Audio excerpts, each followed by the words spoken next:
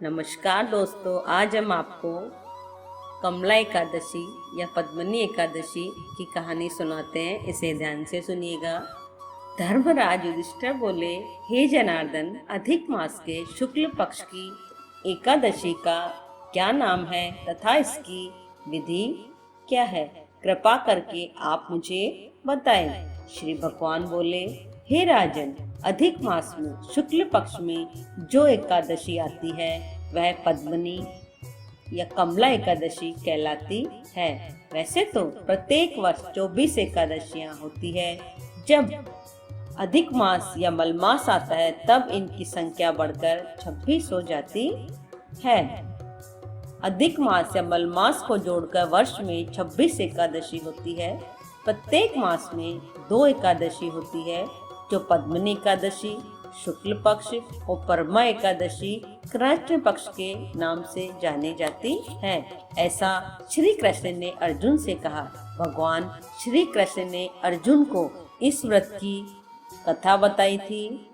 भगवान कृष्ण बोले, मलमास में अनेक पुण्यों को देने वाली एकादशी का नाम पद्मिनी है।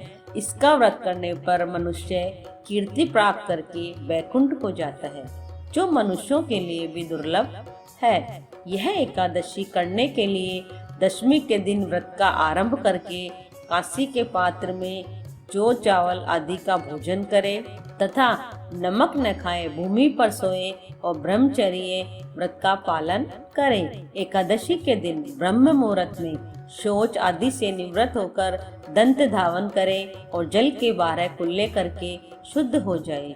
सूर्य उदय होने के पूर्व उत्तम तीर्थ में स्नान करने जाए। इसमें गोबर, मिट्टी, तिल तथा कुशा व आंवले के चूर्ण से विधि पूर्वक स्नान करे। श्वेत वस्त्र धारण करके भगवान विष्णु के मंदिर में जाकर पूजा अर्चना करें।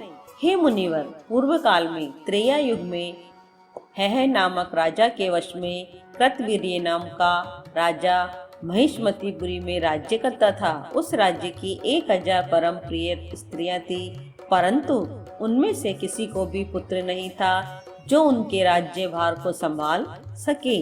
देवता, पितृ सिद्ध तथा अनेक चिकित्सकों आदि से राजा ने पुत्र प्राप्ति के लिए काफी प्रयत्न किए, लेकिन सब असफल रहे। एक दिन राजा को वन में तपस्या के लिए जाते थे। उनकी परम प्रिय रानी इक्ष्वाकु वंश में उत्पन्न हुए राजा हरिश्चंद्र की पद्मिनी नाम वाली कन्या राजा के साथ वन में जाने को तैयार हो गई।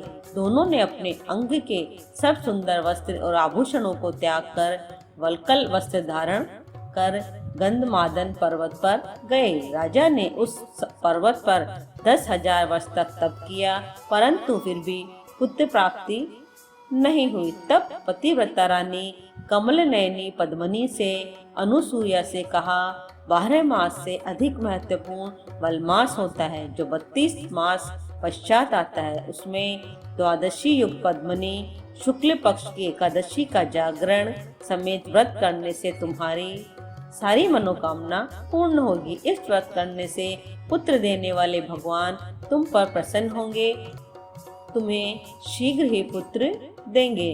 रानी पद्मिनी ने पुत्र प्राप्ति की इच्छा से एकादशी का व्रत किया।